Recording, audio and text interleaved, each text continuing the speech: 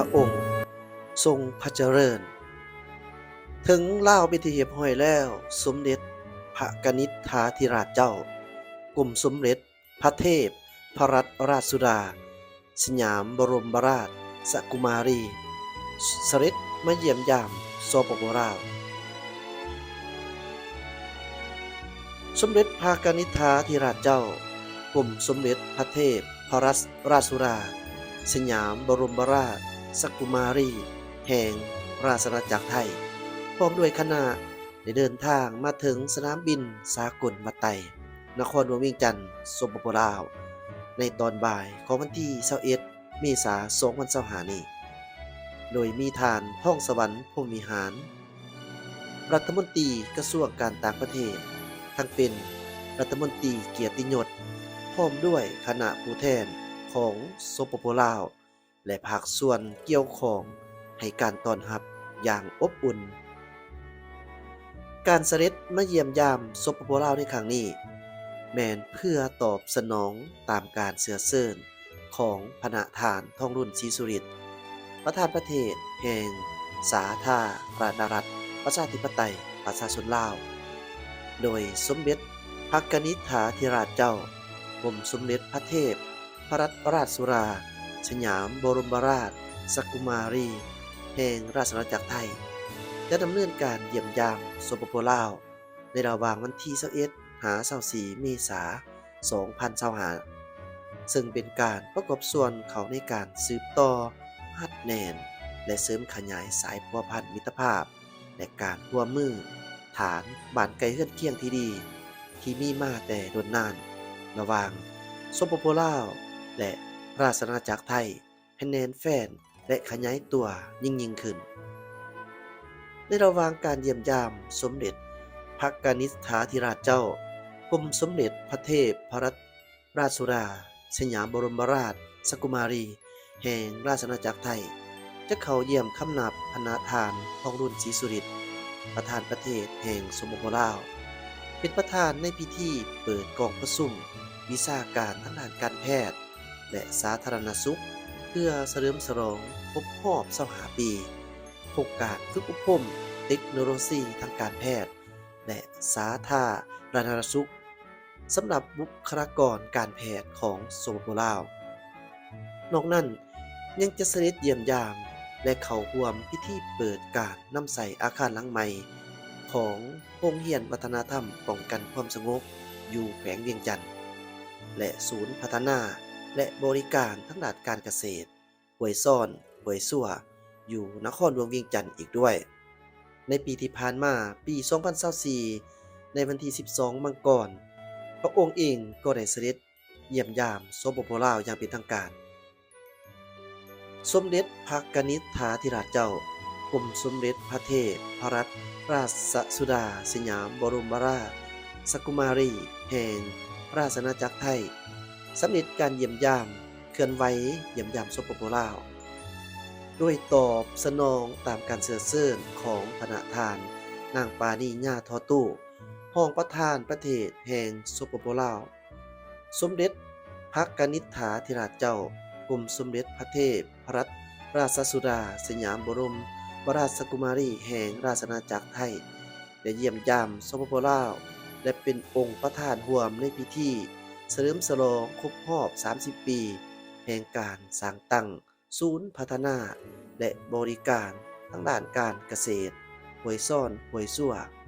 ทั้งเป็นการสืบต่อฮัดแนนและเสริมขยายสายพัวพันธุ์มิตรภาพและการร่วมมือฐานบ้านไกลเฮือนเคียงที่ดีที่มีมาแต่โดนนานก็คือการเป็นครูร่วมยุทธศาสตร์เพื่อการเจริญเติบโต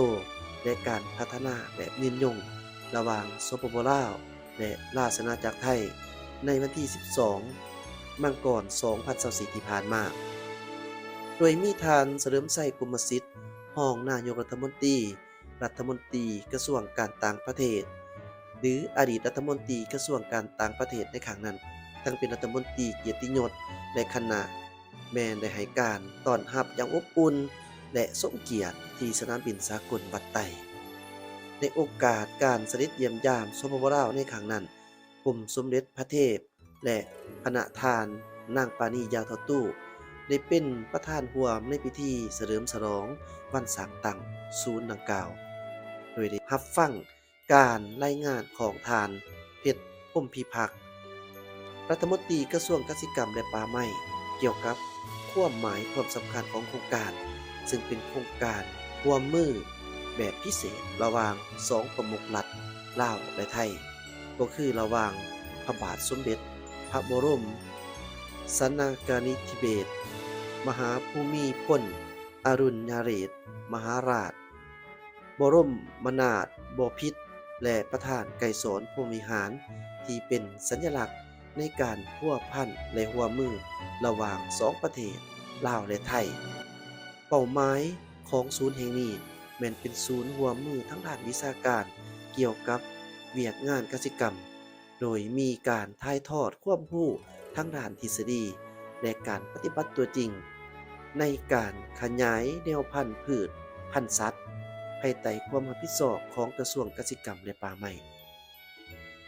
ปัจจุบันศูนย์ดังกล่าวได้กลายเป็นศูนย์ตัวแบบบ่อนถ่ายทอดความรู้และเทคนิควิชาการให้แก่ชาวเกษตรกรผู้ประกอบการนักเขียนนักศึกษาทั้งเป็นบ่อนผลิตและสนองแนวพันธุ์พืชพันธุ์สัตว์ที่ดีโดยได้ประกอบส่วนอันสำคัญเขาในการสร้างรายรับและอาชีพที่มั่นคงให้แก่ประชาชนหลุดพ้นจากความทุกข์ยากในพิธีดังกล่าวกลุ่มสมเด็จพระเทพและพระนาถานนางปานียาทอตุก็ได้ร่วมกันตัดแถบผ้าพิธีเฉลิมฉลองวันสร้างตั้งศูนย์พัฒนาและบริการทางด้านการเกษตรห้วยซ่อนห้วยซั่วครบรอบ30 ปีและเยี่ยมยามการวางแสดงผลิตภัณฑ์ของศูนย์อาคารเรียนรู้แผนผังก่อสร้างหอประชุมหลังใหม่พบปะครอบครัวตัวแบบของศูนย์และเยี่ยมยามเยี่ยมส้มผลผลิตกสิกรรมของเมืองนาไซทองพร้อมทั้งปลูกต้นไม้เพื่อเป็นสัญลักษณ์และในตอนบ่ายกลุ่มสมเด็จพระเทพและคณะก็ได้เสด็จเยี่ยมยามโรงเรียนพัฒนาธรรมหลัก67ซึ่งโรงเรียนได้รับการช่วยเหลือต่างๆจากโครงการอันเนื่องมาจากพระราชดำริของกรมสมเด็จพระเทพนับตั้งแต่ปี 1992 เป็นต้นมา ในโอกาสดังกล่าวนั้นกรมสมเด็จยังได้ให้การสนับสนุนและช่วยเหลือสร้างห้องการครู1 หลังหอพักนิ่ง1 หลังและมอบอุปกรณ์รับใช้ในการเรียนการสอนรวมมูลค่า 2,735,300 บาทมอบของขวัญให้แก่นักเรียนดีเด่นของโรงเรียนจำนวน5 คนและได้เยี่ยมชมรูปภาพเกี่ยวกับความเป็นมาของโรงเรียนห้องสมุดอาคารมันมิตรห้องทดลองและได้ปลูกต้นไม้เดินโรงเรียนเพื่อเป็นสัญลักษณ์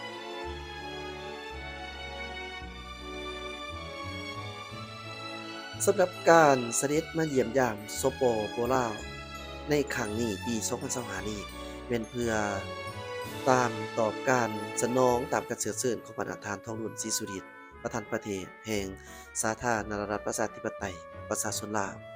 โดยสมเด็จพระกนิษฐาธิราชเจ้ากรมสมเด็จพระเทพรัตนราชสุดาสยามบรมราชสกุมารีแห่งราชอาณาจักรไทยจะดำเนินการเยี่ยมยามสปปลาวในระหว่างวันที่21 หา 24 เมษายน 2025 นี้